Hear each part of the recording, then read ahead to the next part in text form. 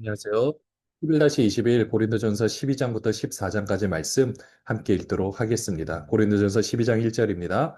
형제들아 신령한 것에 대하여 나는 너희가 알지 못하기를 원하지 아니하노니 너희도 알거니와 너희가 이방인으로 있을 때 말 못하는 우상에게로 끄는 그대로 끌려갔느니라. 그러므로 내가 너희에게 알르노니 하나님의 영으로 말하는 자는 누구든지 예수를 저주할 자라 하지 아니하고 또 성령으로 아니하고는 누구든지 예수를 주시라 할 수 없느니라. 은사는 여러 가지나 성령은 같고 직분은 여러 가지나 주는 같으며 또 사역은 여러 가지나 모든 것을 모든 사람 가운데서 이루시는 하나님은 같으니 각 사람에게 성령을 나타내심은 유익하게 하려 하심이라. 어떤 사람에게는 성령으로 말미암아 지혜의 말씀을, 어떤 사람에게는 같은 성령을 따라 지식의 말씀을, 다른 사람에게는 같은 성령으로 믿음을, 어떤 사람에게는 한 성령으로 병 고치는 은사를, 어떤 사람에게는 능력 행함을, 어떤 사람에게는 예언함을, 어떤 사람에게는 영들 분별함을, 다른 사람에게는 각종 방언 말함을, 어떤 사람에게는 방언들 통역함을 주시나니 이 모든 일은 같은 한 성령이 행하사 그의 뜻대로 각 사람에게 나누어 주시는 것이니라. 사도 바울은 고린도 교인들이 신령한 것에 대해서 알기를 원했습니다. 그런데 혹시라도 주변에서 나는 하나님의 영을 받았다라고 말하는 사람들이 있을 수 있기 때문에 그것을 검증하는 것이 무엇이냐면은 바로 3절에 보시면은 누구든지 예수를 저주할 자라 하지 않고 그러니까 예수님께서 육신으로 나으셨으니까 뭐 예수는 하나님이 아니시다. 뭐 이렇게 말할 수가 없고요. 또 예수를 주라고 고백할 수 있는 것도 성령께서 역사하지 않으면 말할 수 없다. 먼저 이 기준을 정확하게 제시를 하고 있습니다. 또 4절에 보시면 은사는 여러 가지 있겠지만 성령은 같다라고 분명히 말씀해주고 있어요. 이렇게 성령께서 이 은사들을 통해서 사역을 이루시는 것은 바로 유익하게 하심인 거죠. 7절에 보시면 유익하게 하심이고 사람마다 나타나는 이 은사들은 다릅니다. 그러나 합쳐서 교회 덕을 세우기 위함이고요. 서로 합쳐서 아름다운 조화를 이뤄가기 위함임을 보게 됩니다. 한 성령이 행하는 것이 중요합니다. 12절부터 보시면은요. 몸은 하나인데 많은 지체가 있고 몸의 지체가 많으나 한 몸인과 같이 그리스도도 그러하니라. 우리가 유대인이나 헬라인이나 종이나 자유인이나 다 한 성령으로 세례를 받아 한 몸이 되었고 또 다 한 성령을 마시게 하셨느니라. 몸은 한 지체뿐만 아니요 여럿이니 만일 발이 이르되 나는 손이 아니니 몸에 붙지 아니하였다 할지라도 이로써 몸에 붙지 아니한 것이 아니요 또 귀가 이르되 나는 눈이 아니니 몸에 붙지 아니하였다 할지라도 이로써 몸에 붙지 아니한 것이 아니니 만일 온몸이 눈이면 듣는 것은 어디며 온몸이 듣는 곳이면 냄새 맡는 곳은 어디냐. 그러나 이제 하나님이 그 원하시는 대로 지체를 각각 몸에 두셨으니 만일 다 한 지체뿐이면 몸은 어디냐. 이제 지체는 많으나 몸은 하나라. 눈이 손더러 내가 너를 쓸 데가 없다 하거나 또한 머리가 발더러 내가 너를 쓸 데가 없다 하지 못하리라. 그뿐 아니라 더 약하게 보이는 몸의 지체가 도리어 요긴하고 우리가 몸에 덜 귀히 여기는 그것들을 더욱 귀한 것들로 입혀주며 우리 아름답지 못한 지체는 더욱 아름다운 것을 얻느니라. 그런즉 우리 아름다운 지체는 그럴 필요가 없느니라. 오직 하나님의 몸을 고르게 하여 부족한 지체에게 귀중함을 더하사 몸 가운데서 분쟁이 없고 오직 여러 지체가 서로 같이 돌보게 하셨느니라. 만일 한 지체가 고통을 받으면 모든 지체가 함께 고통을 받고 한 지체가 영광을 얻으면 모든 지체가 함께 즐거워하느니라. 너희는 그리스도의 몸이요 지체의 각 부분이라. 하나님의 교회 중에 몇을 세우셨으니 첫째는 사도요 둘째는 선지자요 셋째는 교사요 그 다음은 능력을 행하는 자요 그 다음은 병 고치는 은사와 서로 돕는 것과 다스리는 것과 각종 방언을 말하는 것이라. 다 사도이겠느냐? 다 선지자이겠느냐? 다 교사이겠느냐? 다 능력을 행하는 자이겠느냐? 다 병 고치는 은사를 가진 자이겠느냐? 다 방언을 말하는 자이겠느냐? 다 통역하는 자이겠느냐? 너희는 더 큰 은사를 사모하라. 내가 또한 가장 좋은 길을 너희에게 보이리라. 몸은 하나고요. 지체는 여럿입니다. 그러나 그 지체는 한 몸이라고 할 수가 있죠. 13절에도 보면은 우리는 한 성령을 마시게 하였고요. 세례를 받아서 한 몸이 되었다라고 말하고 있습니다. 우리 뭐 눈이나 귀나 코가 얼굴에서 보면은 누가 더 중요하다라는 그 우위를 가릴 수가 없거든요. 그러니까 한 지체, 여러 지체가 한 몸 안에 있듯이 우리 교회 공동체도 한 몸이고요. 그 안에 여러 지체가 있는 겁니다. 역할들은 다 달라요. 그러나 그 역할들은 너무나도 다 소중한 겁니다. 어느 지체 하나가 더 중요하고 나머지 중요하지 않다? 절대 그렇지 않고요. 우리 발가락이 아프면 우리 몸이 아프다는 것을 함께 느낍니다. 교회도 마찬가지인 거죠. 그리고 27절에 보시면 우린 그리스도의 몸이라고 분명히 말하고 있고요. 또 교회 중에 사도도 세고 선지자 교사도 세우는데 능력 행하는 자, 뭐 병 고치는 자 서로 모든 방언도 말하는 근데 모든 사람이 사도여야 되느냐? 그렇지 않지요. 그러니까 어떤 사도만 중요하고 나머지는 중요하지 않다가 아니라 함께 이 모든 이들을 조화롭게 하는 것이 중요한 것임을 우리에게 말해주고 있습니다. 그러면서 큰 은사를 사모하는 마음을 가지라고 했고요. 그러면 좋은 길을 보여주시겠다라고 했습니다. 결국 여기서 말하고자 하는 것은 은사가 아니라 그 다음에 나오는 바로 내용이거든요. 우리 고린도 전서 13장 1절부터 한번 보겠습니다. 내가 사람의 방언과 천사의 말을 할지라도 사랑이 없으면 소리나는 구리와 울리는 꽹과리가 되고 내가 예언하는 능력이 있어 모든 비밀과 모든 지식을 알고 또 산을 옮길 만한 모든 믿음이 있을지라도 사랑이 없으면 내가 아무것도 아니요 내가 내게 있는 모든 것으로 구제하고 또 내 몸을 불사르게 내줄지라도 사랑이 없으면 내게 아무 유익이 없느니라. 사랑은 오래 참고 사랑은 온유하며 시기하지 아니하며 사랑은 자랑하지 아니하며 교만하지 아니하며 무례히 행하지 아니하며 자기의 유익을 구하지 아니하며 성내지 아니하며 악한 것을 생각하지 아니하며 불의를 기뻐하지 아니하며 진리와 함께 기뻐하고 모든 것을 참으며 모든 것을 믿으며 모든 것을 바라며 모든 것을 견디느니라. 사랑은 언제까지나 떨어지지 아니하되 예언도 패하고 방언도 그치고 지식도 패하리라. 우리는 부분적으로 알고 부분적으로 예언하니 온전한 것이 올 때에는 부분적으로 하던 것이 패하리라. 내가 어렸을 때는 말하는 것이 어린아이와 같고 깨닫는 것이 어린아이와 같고 생각하는 것이 어린아이와 같다가 장성한 사람이 되어서는 어린아이의 일을 버렸노라. 우리가 지금은 거울로 보는 것 같이 희미하나 그때는 얼굴과 얼굴을 대하여 볼 것이요 지금은 내가 부분적으로 아나 그때는 주께서 나를 아신 것 같이 내가 온전히 알리라. 그런즉 믿음, 소망, 사랑 이 세 가지는 항상 있을 것인데 그 중에 제일은 사랑이라. 수많은 은사들이 있지만 또 수많은 지체들이 우리가 더 누가 더 중요하냐 이런 것이 중요한 것이 아니라 정말 큰 은사는 무엇이냐? 바로 사랑이라는 겁니다. 고린도전서 13장이 사랑장이라고 하죠. 방언과 천사의 말을 할지라도 사랑 없으면 아무 소리도 아니라는 겁니다. 예언한 능력이 있고 막 산을 올리면 믿음이 있을지라도 사랑이 있으면 아무것도 아니라는 거죠. 사랑의 모습이 어떤지 오래 참고 온유하고 또 자랑하지 않고 교만하지 않고 무례히 행하지 않고 가장 낮은 자의 모습인 것을 보게 됩니다. 이렇게 사랑하는 이 모습 결국 사랑이 전부고 사랑만 남는다라는 겁니다. 이제까지는 구절에 보시면 부분적으로 알고 부분적으로 예언했다라고 했는데 사실 우리는 예전에는 그게 전부라고 생각하고 내가 아는 것이 최고라고 생각했다라면 우리가 나이가 들면 들수록 장성한 사람이 되어서는 어떻습니까? 그 예전의 모습들이 유치하다고 생각하는 거죠. 그래서 어린아이의 일을 버린 것처럼 되는 겁니다. 결국 사랑을 하게 되면은요, 12절에 보시면 거울로 보는 것 같이 희미하다. 이 당시에는 거울이 지금 우리가 쓰는 거울과는 다르게 우리의 얼굴을 정확하게 표현하기가 어려웠습니다. 그래서 희미하게 보였어요. 뭐 지금의 거울이면 더 잘 보이겠죠. 그런 것처럼 그때는 희미했으나 이제는 직접 대면하여서 보면 그 모습을 정확히 볼 수 있는 것처럼 이것은 바로 사랑으로 안다라는 거죠. 언젠가 우리가 주님을 만날 때 우리가 주님을 사랑하는 만큼 또 내가 그 사랑에 의해서 반응한 만큼 우리가 주님을 경험하고 느낄 수 있을 것 같습니다. 우리도 마찬가지죠. 우리가 사랑을 받은 만큼 사랑을 베풀 수가 있고 그 사랑을 누린 만큼 우리의 삶을 살아갈 수가 있죠. 그래서 왜 신앙생활을 할까? 생각해 보면 우리가 주님의 사랑에 대해서 반응하는 거겠더라고요. 우리가 주님의 사랑을 더 깊이 알기 때문에 기도하고 더 교제하기 때문에 기도하고 나누고 하는 이 모든 것들이 연합하여서 결국 사랑이라는 것을 알게 되고 또 그만큼 또 반응할 수 있게 되는 것을 보게 됩니다. 고린도전서 14장 1절입니다. 사랑을 추구하며 신령한 것들을 사모하되 특별히 예언을 하려고 하라. 방언을 말하는 자는 사람에게 하지 아니하고 하나님께 하나니 이는 알아듣는 자가 없고 영으로 비밀을 말함이라. 그러나 예언하는 자는 사람에게 말하여 덕을 세우며 권면하며 위로하는 것이요 방언을 말하는 자는 자기의 덕을 세우고 예언하는 자는 교회의 덕을 세우나니 나는 너희가 다 방언 말하기를 원하나 특별히 예언하기를 원하노라.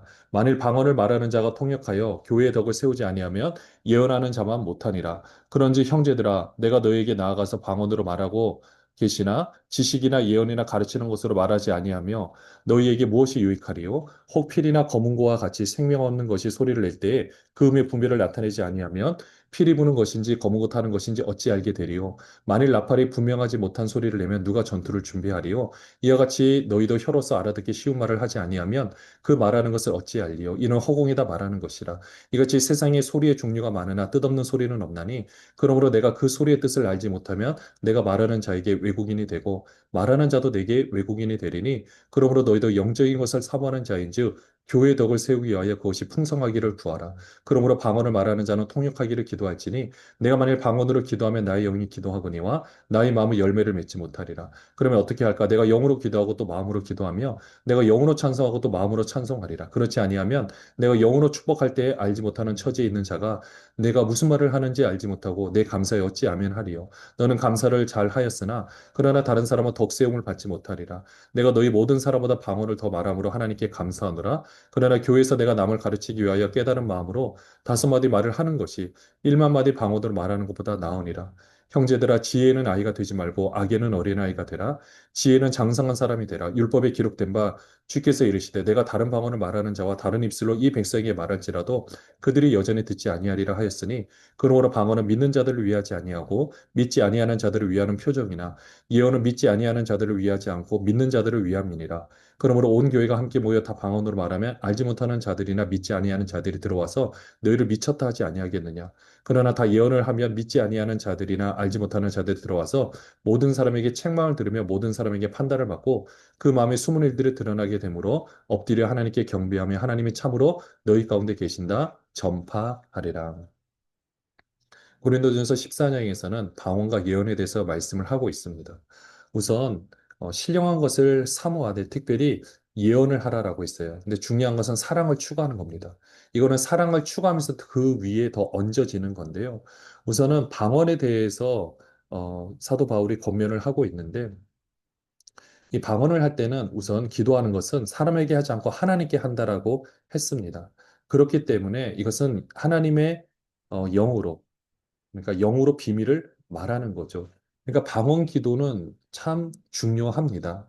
물론 방언 기도를 하면은 뭐 신앙이 더 좋고 못하면 신앙이 없냐. 절대 그런 것은 아니고요. 어디까지나 은사입니다. 은사는 내가 쓸 수 있는 도구라고 생각하시면 돼요. 예를 들어서 땅을 내가 팔면 삽으로 팔 수도 있고 호미로 팔 수도 있고 포크레인으로 팔 수가 있는 겁니다. 상황에 따라서는 또 포크레인으로 파야 될 때가 있어요. 그때는 손으로 파면은 너무 힘든 거죠. 방언이 그와 같다라는 겁니다. 말 그대로 은사, 교회의 덕을 세우기 위한 은사인 거죠. 내가 하나님께서 만약에 나에게 방언의 은사를 주셨다. 그것은 기도하라는 겁니다. 열심으로 기도하라는 거죠.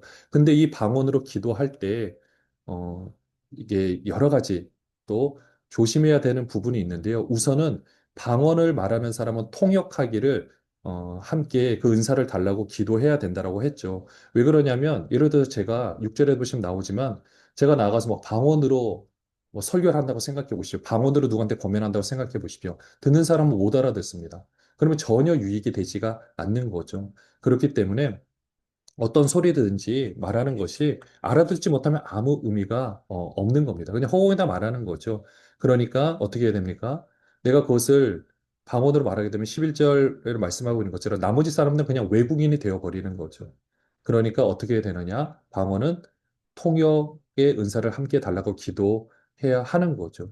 근데 가장 좋은 방법은 결국 무엇이냐면요. 방언은 혼자 골방에서 기도하는 것이 제일 좋은 것 같습니다. 만약에 은사를 주셨다면 여러분들 그 은사를 개발하기 위해서 열심으로 정말 그 골방에서 기도하시기 바랍니다. 우리를 위해서 자신과 가정과 교회를 위해서 여러분 그렇게 기도하시면 돼요. 기도하다 보면 하나님께서 깨닫게 해주시는 것들이 있다면 그것을 가지고 뭐 정죄라거나 다르게 하는 것이 아니라 그걸 놓고 기도하는 겁니다. 그 사람을 놓고 또 기도할 필요가 있죠. 때로는 그렇게 통변으로 통해 가지고 또 고민해야 될 때도 있겠지만 한국 교회에서 우리 상황에서는 예를 들어서 새벽 기도나 금요 철학일 때 모든 교인들이 함께 기도할 수 있다. 방언으로 기도해도 별 상관이 없다. 그러면 기도하셔도 돼요. 그러나 그런 상황이 아니다 싶을 때는 그때는 그렇게 기도하는 것이 또 좋지 않은 영향을 미칠 수도 있습니다. 그러니까 나는 내가 해도 된다라고 가는 것이 아니라 그 상황에 따라서 하되 하지만 사도 바울도 분명히 말하는 것은요. 자신이 방언 말하는 것에 대해서 굉장히 중요하게 생각하고 자기는 방언하는 것에 대해서 감사한다라고 했습니다. 18절에 보면요. 내가 너희 모든 사람보다 방언을 더 말함으로 하나님께 감사하노라. 이거로 이 영적 유익을 위해서 정말 하나님께 주신 좋은 은사 중에 하나거든요. 그렇기 때문에 그렇게 기도하시면 되고요. 또 통역할 수 있는 여기선 통역이라고 했는데 함께 그것을 기도하시면 됩니다. 그렇게 하다 보면은요. 우리가 정말 기도가 훨씬 더 풍성해지는 것을 봅니다. 그리고 방언으로 기도할 때는 우리의 영이 기도하는 거기 때문에 마음으로 열매를 맺지 못한다 그랬거든요. 그래서 사도 바울은 어떤 걸 권면했느냐? 방언으로 기도하고 또 14절에 보시면 마음으로도 함께 기도하라고 했습니다. 가끔 방언 기도를 오래 하다 보면은요, 마음은 막 딴 생각을 할 수도 있어요. 어떻게 보면 사단이 방해를 하는 걸 수도 있겠지만 우리의 마음을 함께 모아서 기도하는 것이 중요합니다. 이렇게 하면 우리가 기도 시간을 많이 늘릴 수가 있고요. 그것을 통해서 결국 우리의 심령이 새롭게 되는 것을 보입니다. 그냥 저의 개인적인 경험으로 본다라면 하나님께서 방언 기도를 많이 시키게 되면 결국 변하는 것은요, 우리 자신입니다. 방언 기도를 통해서 상대방이 변화되는 게 아니에요. 내가 변화되고요. 그러면은 예를 들어서 뭐 부부와의 관계, 자녀와의 관계를 위해서 내가 하나님께서 기도시켜서 기도한다. 결국 누가 변합니까? 내가 변합니다. 내가 변하면요, 상대방도 변하게 되어 있습니다. 내가 관계가 안 좋은 이유가 나의 상처 때문이다. 그러면 하나님이 방언 기도를 통해서 우리 상처를 만져주세요. 그때 내가 혼자 있는 줄 알았는데 하나님께서 만져주시는 것을 경험하게 됩니다. 그러면 어떻습니까? 교회가 훨씬 더 평화로워져요. 내가 변하게 되면요. 주위 사람도 함께 변하게 되는 겁니다. 그렇기 때문에 19절에도 보시면은요. 내가 방언을 하다가 또 깨닫게 해주시는 마음이 있고 그러면 그것을 잘 풀어서 설명해 주는 것이 방언으로 내가 1만 마디 하는 것보다도 훨씬 더 중요하다라는 거죠. 네. 그렇지만 중요한 것은요, 20절에도 보시면 지혜는 아이가 되지 말고 아기는 어린아이가 되라라고 있습니다. 지혜 장성한 사람이 되라고 했습니다. 우리의 방언을, 기도를 통해서 또 우리 은사를 통해서 우리가 정말 삶이 변화되는 것이 그 무엇보다도 중요합니다. 그래서 뒤에도 여러 가지 방언에 대해서 만약에 또 방언 기도를 다 하고 있으면 모르는 사람들 오면요 그냥 미쳤다고 볼 수 있습니다. 그래서 주의 깊게 지혜롭게 하는 것이 필요합니다. 새벽 기도에는요 그 누군가는 처음 나온 사람도 있어요. 아무리 이것을 설명해 줘도 이것 때 듣기 전에 그렇게 기도하면 굉장히 놀라는 경우도 있습니다. 그래서 제일 좋은 것은 혼자서 골방에서 기도하시기를 꼭 추천합니다. 누구도 보지 않는 곳에서 거기서 기도를 그렇게 하시고요. 또 하여튼 이거는요. 질서와 조화 가운데서 적절하게 하는 것이 중요합니다. 26절부터 보시면은요. 그런지 형제들은 어찌할까? 너희가 모일 때 각각 찬송시도 있으며 가르치는 말씀도 있으며 계시도 있으며 방언도 있으며 통역함도 있나니 모든 것을 덕을 세우기 위하여 하라. 만일 누가 방언으로 말하거든 두 사람이나 많아야 세 사람이 차례를 따라하고 한 사람이 통역할 것이요. 만일 통역하는 자가 없으면 교회에서는 잠잠하고 자기가 하나님께 말할 것이요. 예언하는 자는 둘이나 셋이나 말하고 다른 이들은 분별할 것이요. 만일 곁에 앉아 있는 다른 이에게 계시가 있으면 먼저 하던 자는 잠잠할지니라. 너희는 다 모든 사람으로 배우게 하고 모든 사람으로 권면을 받게 하기 위하여 하나씩 하나씩 예언할 수 있느니라. 예언하는 자들의 영은 예언하는 자들에게 제재를 받나니 하나님은 무질서의 하나님이 아니시오 오직 화평의 하나님이시니라. 모든 성도가 교회 삶과 같이 여자는 교회에서 잠잠하라. 그들에게는 말하는 것을 허락함이 없나니 율법에 이른 것 같이 오직 복종할 것이요 만일 무엇을 배우려거든 집에서 자기 남편에게 물을지니 여자가 교회에서 말하는 것은 부끄러운 것이라 하나님의 말씀이 너희로부터 난 것이냐 또는 너희에게만 임한 것이냐 만일 누구든지 자기를 선지자나 혹은 신령한 자로 생각하거든 내가 너에게 편지하는 이 글이 주의 명령인 줄 알라. 만일 누구든지 알지 못하면 그는 알지 못한 자니라. 그런지 내 형제들아 예언하기를 사모하며 방언 말하기를 금하지 말라. 모든 것을 품위 있게 하고 질서 있게 하라. 중요한 것은 질서 있게 하는 겁니다. 어, 26절에도 보면은요, 찬송시도 있고 가르치는 말씀 계시도 있고 방언, 통역 이런 것들이 다 있거든요. 주신 은사들이 있고 각자가 해야 될 역할들이 다 있습니다. 중요한 것은 덕을 세우기 위한 겁니다.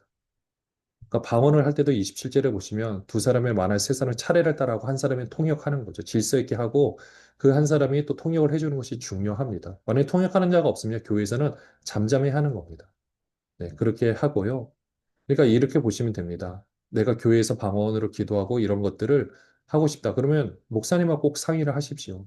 그렇게 하고, 왜냐하면 이 방언의 은사에 대해서는 생각하는 부분들이 다 다릅니다. 물론 사도 바울은요, 분명한 것은 39절에 방언 말하기를 금하지 말라라고 했어요. 그렇지만 그것들에 대해서 반응하는 것들은 정말 지혜롭게 하는 것이 중요합니다. 하나님께 허락하신 리더십을 통해서 하는 것이 중요하고요. 그리고 28절에도 보시면 통역하는 자가 없으면 잠잠할 뿐만 아니라 그때는 자기 하나님께 말할 것이라 그러죠. 하지 말라라는 것이 아닙니다. 골방에서 하시기를 바랍니다. 그리고 또 29절에 예언한 자는 둘이나 셋이나 말하고 다른 이는 분별하라고 했어요. 또 곁에 있는 사람이 계시가 있으면 먼저 하던 자는 잠잠할지라. 근데 이 부분을 잘 해석을 하셔야 됩니다. 지금은요, 계시가 이미 완성이 되어 있습니다. 말 그대로 성경 말씀이 완전히 기록이 되어 있죠. 그러면 지금은 우리가 하나님께서 우리에게 말씀해 주시느냐, 그 말씀해 주신다라는 표현을 이제 좀 조심히 써야 되는 거죠. 물론 하나님께 당연히 말씀하시죠. 그러나 우리가 알고 있는 것처럼 막 직통 계시로 말씀해 주신다. 그거는 우리의 마음의 생각 가운데 그런 생각을 두게 하시는 거죠. 예를 든다면 오늘 말씀을 이렇게 읽는데 오늘 왠지 내가 그 전에 싸웠던 형제가 생각이 나는 겁니다. 그래서 그 형제를 사랑해 주지 못해 내가 먼저 미안해 사과하는 뭐 못했어요. 근데 자꾸 이 말씀을 보니까 사과하는 마음이 막 생기는 것 같아요. 그럼 우리가 어떻게 표현합니까? 오늘 성경인데 하나님께서 그 형제에게 사과를 해주신 사과해 주라고 말씀하셨습니다. 우리가 이렇게 표현할 수 있어요. 그러니까 이렇게 표현하는 거지. 갑자기 막 음성으로 해주신다. 물론 해주실 수 있습니다. 하나님은 하실 수 있으시니까요. 그러나 우리가 이 부분에서 계시를 말할 때 이것을 또 질서와 조화를 무시해버리면요. 이거는 또 큰 혼란이 생길 수 있습니다. 그러니까 우리가 하나님께서 말씀해 주신다라면은 이렇게 기록된 말씀을 성령께서 깨닫게 해주신다. 이게 사실 가장 적절한 표현이거든요. 하지만 우리는 그렇게 말씀하시면 됩니다. 말씀해 주신다. 저도 어떤 사역을 하거나 뭘 할 때 하나님 이건 어떻게 할까 이렇게 할까요? 꼭 물어봅니다. 나름대로 물어봐요. 그러면은 대부분은요 말씀을 생각나게 해주세요.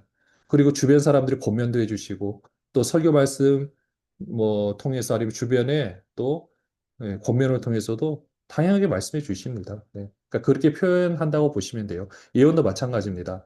하나님께서 우리를 통해서 앞으로 있을 미리 예자를 써서 예언도 해 주시지만 지금은요, 맡을 예자로 보시면 돼요. 지금 우리가 맡고 있는 일을 어떻게 할 것인가? 우리에게 맡겨진 일들이 있다라면요, 교회에서 봉사를 하는 일이다. 봉사를 최선을 다하시면 되는 겁니다. 그 봉사를 최선을 다하실 때 누군가 이것들을 잘 안 하려고 그런다. 그러면은 또 우리가 그것을 하면 되는 거죠. 예언이라는 것이 우리 앞길에 대해서 말하지만 지금 어떻게 살아낼 것인가? 어떻게 보면 우리가 큐티를 통해서 우리가 깨닫는 것도 다 예언이라고 보시면 되는 거예요. 이미 하나님께서 오늘 어떻게 살아야 될지 우리에게 알려주시고 말씀을 통해서 깨닫게 해주시는 거죠. 그러니까 그렇게 보시면 됩니다. 그리고 이 시대는 분명히 우리가 알고 있는 정말 그런 예언을 할 때가 있었고요. 지금도 하게 하시겠지만은 이제는요, 중요한 건 32절에 예언한 자들에게 제재를 받고요. 33절이 제일 중요해요. 무질서의 하나님이 아니시 오직 화평의 하나님이세요. 지금은 리더십에 따라서 그 말을 잘 듣는 것이 그 무엇보다도 중요합니다. 그리고 여기서 34절에 여전히 교회에서 잠잠하라. 인권이 지금하고는 전혀 다른 상황입니다. 질서 있게 그 안에서 남편을 따라서 말을 하고 하라는 이제 일반적으로 이 부분을 이렇게 생각하시면 돼요. 그러니까 지금도 여성분들이 입을 다 다물어야 되냐 그런 뜻이 아닙니다. 그 상황에 따라서 질서에 따라서 움직여 가는 부분들이 있는 거죠. 왜냐하면 다른 사람들이 어떻게 생각하느냐 그때 당시 여성의 인권이 높지도 않았고 그런 상황에서 무엇인가 말을 했을 때 새 가족이나 이제까지 살아왔던 가부장적인 시대에서 살아왔던 사람들은 이 개념을 하나님의 말씀으로 그것을 인정하기가 어렵다라는 겁니다. 권위가 서지 않는 거죠. 그러니까 지혜롭게도 이것은 21세기에는 또 다르게 해석을 할 필요가 있겠죠. 중요한 것은요. 39절에 예언하기를 사모하고 방언 말을 금하지 말고요. 40절 품위 있게 하고 질서 있게 하는 것이 중요합니다. 결국 질서입니다. 권위는요, 이 질서와 조화가 아름답게 이루어지는 최고의 하모니를 이루는 힘이 바로 권위거든요. 아름다운 권위, 그 안에 순복하며 나갈 때 우리도 또 하나의 권위로서 이 모든 일을 할 수 있는 것을 봅니다. 우리가 하나님의 말씀의 권위 앞에 순종할 때 우리 자녀들이 그 권위 앞에 당연히 순종할 거고요. 우리의 리더십 앞에 우리가 순종할 때 우리도 리더십을 발휘할 수 있습니다. 오늘도 하나님의 그 귀한 능력과 그 사랑 가운데서 이 놀라운 일들을 아름답게 행해서 결국 은사는 교회 덕을 세우는 겁니다. 주님의 몸된 교회를 함께 세워가는 모든 분들 되시기를 주님의 이름으로 축원합니다. 기도하겠습니다. 하나님 아버지 우리에게 귀한 은사를 주셔서 감사합니다. 은사를 통해 주님의 몸된 교회를 세워가고 주님의 뜻이 아름답게 이루어지는데 우리를 써 주시옵소서. 질서 있고 조화롭게 인도하여 주옵소서. 예수 그리스도 이름으로 기도합니다. 아멘.